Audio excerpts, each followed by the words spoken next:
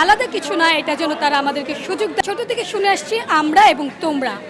আমরা বলতে তারা বোঝায় মানে সাধারণ যারা আছে, তোমরা বলতে আমরা যারা দৃষ্টিজয়ী বা ডিসেবল পার্সন আছি তারা। কিন্তু আমার প্রশ্ন হচ্ছে, দিন শেষে আমরা সবাই মানুষ।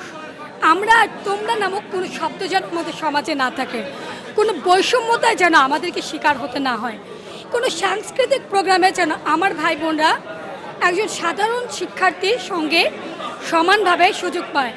একটা বিশ্ববিদ্যালয়ে একটা মানে সাধারণ শিক্ষার্থীর জন্য নোটের ব্যবস্থা থাকে, কত কিছু ব্যবস্থা থাকে। আমার দৃষ্টিজয়ী যারা ভাই বোনরা পড়ছে তাদের জন্য মানে একটা পরীক্ষা দেওয়ার জন্য একটা শ্রুতিলেখক পর্যন্ত পাওয়া যায় না। আমি একটা পরীক্ষা দিই নাই আমার শ্রুতিলেখকের অভাবে।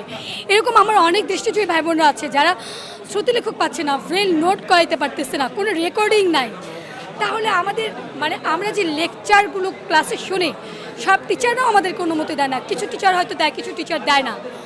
তো এরকম যদি একটা ইউনিভার্সিটি লেভেলে হয় তাহলে আমরা কী পড়াশোনা করব? আমি ভিপি যে থাকবে তার কাছে প্রথমত বলবো যে যেন আমাদেরকে, আমরা দৃষ্টিজয়ী যারা মেয়েরা আছি, আমার যারা নারী সদস্যরা আছে তারা যেন একটা নিরাপত্তাহীনতায় না ভোগে, তাদের যেন নিরাপত্তা দেওয়া হয়।